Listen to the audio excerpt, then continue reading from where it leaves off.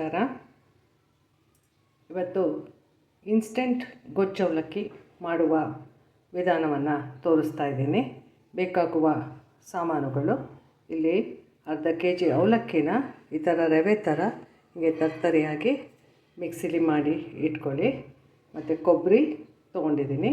ಇಲ್ಲಿ ಹುಣಸೆಹಣ್ಣು, ಒಂದು ಲೆಮನ್ ಸೈಜ್ ಹುಣಸೆಹಣ್ಣು ಇಲ್ಲಿ ತೊಗೊಂಡು ಇಟ್ಕೊಂಡಿದ್ದೀನಿ. ಇದನ್ನು ಚೆನ್ನಾಗಿ ತೊಳೆದು ಡ್ರೈ ಮಾಡಿಬಿಟ್ಟು ಈ ಥರ ಪುಡಿ ಮಾಡ್ಕೊಳ್ಳಿ. ಪುಡಿ ಮಾಡ್ಕೊಳ್ಳುವಾಗ ಒಂಚೂರು ಅವಲಕ್ಕಿನ ಹಾಕ್ಬಿಟ್ಟು ಈ ಥರ ಪುಡಿ ಮಾಡಿ ಇಟ್ಕೊಂಡ್ರೆ ಇದು ಹುಣಸೆಹಣ್ಣು ಪುಡಿಯಾಗಿ ಇರುತ್ತೆ.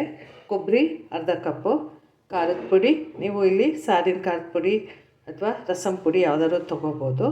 ಮತ್ತು ಬೆಲ್ಲ, ಇಲ್ಲಿ ಲೆಮನ್ ಸೈಜ್ ಬೆಲ್ಲನ ಪುಡಿ ಮಾಡಿ ಇಟ್ಕೊಳ್ಳಿ, ಇಲ್ಲ ಪುಡಿ ಬೆಲ್ಲನೇ 2 ಟೇಬಲ್ ಸ್ಪೂನು ತೊಗೊಂಡಿಟ್ಕೊಂಡಿದ್ದೀನಿ. ಮತ್ತು ಕರ್ಬೇವಿನ ಸೊಪ್ಪು ಸಣ್ಣದಾಗಿ ಕಟ್ ಮಾಡಿ ಇಟ್ಕೊಂಡಿದ್ದೀನಿ. ಮತ್ತು ಒಣಮೆಣಸಿನ್ಕಾಯಿ 1/4 ಕಪ್ಪು, ಎಣ್ಣೆ, ಮತ್ತು ಒಗ್ಗರಣೆಗೆ ಇಂಗು, ಅರಶಿನ, ಸಾಸಿವೆ, ಜೀರಿಗೆ ಮತ್ತು ರುಚಿಗೆ ತಕ್ಕಷ್ಟು ಉಪ್ಪು. ಇದನ್ನು ಇಷ್ಟು ಬೇಕಾಗುವ ಸಾಮಗ್ರಿಗಳು.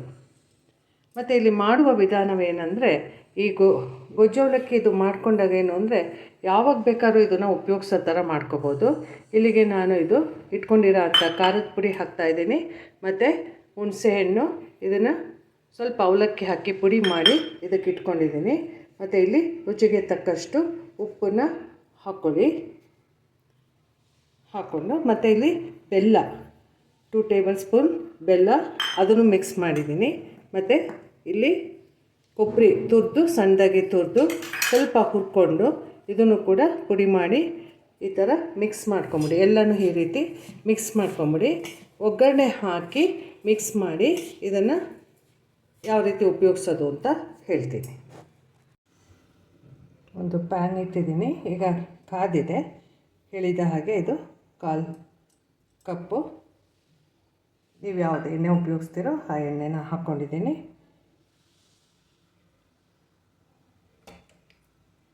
ಕಾದ ನಂತರ ಇದಕ್ಕೆ 2 ಸ್ಪೂನು ಸಾಸಿವೆ ಹಾಕ್ಕೊಳ್ಳಿ. ಸಾಸಿವೆ ಸ್ವಲ್ಪ ಆದ ನಂತರ ಇದಕ್ಕೆ 1 ಸ್ಪೂನು ಜೀರಿಗೆ ಹಾಕ್ಕೊಳ್ಳಿ.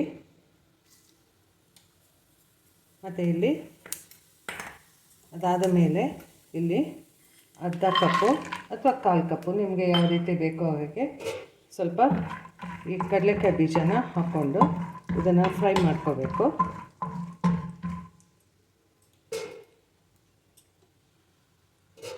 ಸ್ವಲ್ಪ ಇದು ಫ್ರೈ ಆಗಲಿ.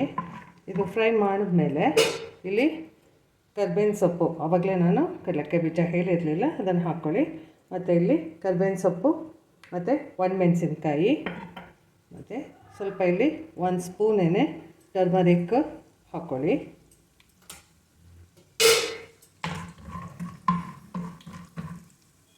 ಒಂದು ಸ್ಪೂನ್ ಟರ್ಮರಿಕ್ ಹಾಕಿದ್ದೀನಿ. ಮತ್ತು 1/4 ಸ್ಪೂನು ಸಪೋಟಿದ ಹಿಂಗನ್ನ ಹಾಕ್ಕೊಳ್ಳಿ. ಮತ್ತು ಕರಿಬೇವಿನ ಸೊಪ್ಪು, ಒಣಮೆಣಸಿನ್ಕಾಯಿ ಇದನ್ನು ಕೂಡ ಹಾಕ್ಕೊಳ್ಳಿ.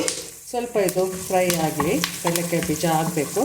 ಇಲ್ಲಿ ನಾನು ಕಡಲೆಬೇಳೆ ಹಾಕಿಲ್ಲ, ಯಾಕೆ ಅಂದರೆ ಇದು ಇನ್ಸ್ಟೆಂಟು, ಅಂದರೆ ತಕ್ಷಣ ಮಾಡ್ಕೊಳ್ಳೋ ಥರ. ಈ ಒಂದು ಪುಡಿನ ನಾವು ಮಾಡಿ ಇಟ್ಕೊಂಡ್ರೆ ಗೊಜ್ಜು ಅವಲಕ್ಕಿನ ಯಾವಾಗ ಬೇಕಾದರೂ ಕೂಡ ಇದನ್ನು ಉಪಯೋಗಿಸ್ಕೋಬೋದು.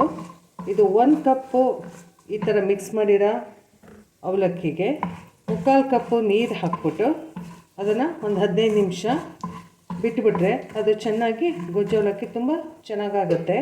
ಮತ್ತು ಇದನ್ನು ಇನ್ಸ್ಟೆಂಟು ಯಾರೋ ಟೂರ್ ಹೋಗೋಗ ಅಥವಾ ಮಕ್ಕಳಿಗೆ ಹಾಸ್ಟೆಲ್ಗೆ ಕಳಿಸೋಗ ಈ ಥರ ಮಾಡಿ ಕಳಿಸ್ಬೋದು, ತುಂಬ ಚೆನ್ನಾಗಾಗುತ್ತೆ. ಅದಕ್ಕೆ ಇದನ್ನು ಇನ್ಸ್ಟೆಂಟ್ ಗೊಜ್ಜು ಅವಲಕ್ಕಿ ಯಾವ ರೀತಿ ತಯಾರು ಮಾಡಿ ಇಟ್ಕೋಬೋದು ಅಂತ ಹೇಳಿ ತೋರಿಸ್ತಾ ಇದ್ದೀನಿ. ಸ್ವಲ್ಪ ಕಡಲೆಕಾಯಿ ಬೀಜ ಆದಮೇಲೆ ಇದಕ್ಕೆ ಮಿಕ್ಸ್ ಮಾಡಿ ಇಟ್ಕೊಳ್ಳಿ.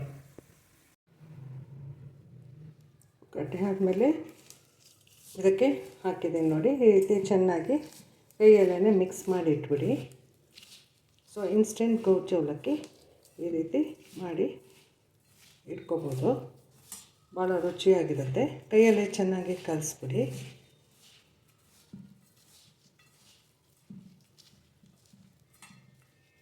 ಇಲ್ಲಿ ಹುಣಸೆಹಣ್ಣು, ಬೆಲ್ಲ ಎಲ್ಲನೂ ಹಾಕಿದೆ.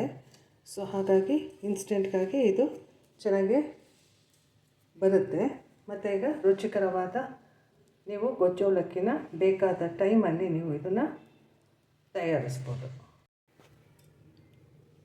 ನೋಡಿ, ಈ ಥರ ರೆಡಿ ಮಿಕ್ಸ್ಚರ್ ಮಾಡಿ ಇಟ್ಕೊಂಡ್ರೆ ನಿಮಗೆ ಯಾವಾಗ ಬೇಕೋ ಅದನ್ನು ನೀವು ಉಪಯೋಗಿಸ್ಬೋದು. ಅದಕ್ಕೆ ಸ್ವಲ್ಪ ನೀರು ಮಿಕ್ಸ್ ಮಾಡಿ ಅದು ಕ್ಲೀನಾಗಿ ಹೀಗೆ ಮಿಕ್ಸ್ ಮಾಡಿ ಫುಲ್ ನೆನೆಯಬೇಕು. ನೀವು ತಣ್ಣೀರಾರು ಹಾಕ್ಬೋದು, ಬಿಸಿನೀರಾರು ಹಾಕ್ಬೋದು. 10-15 ನಿಮಿಷಕ್ಕೆ ನಿಮಗೆ ರೆಡಿ ಇರುತ್ತೆ. ಇದೆಲ್ಲ ಅಬ್ಸರ್ವ್ ಆಗಿ 15 ನಿಮಿಷ ಆದಮೇಲೆ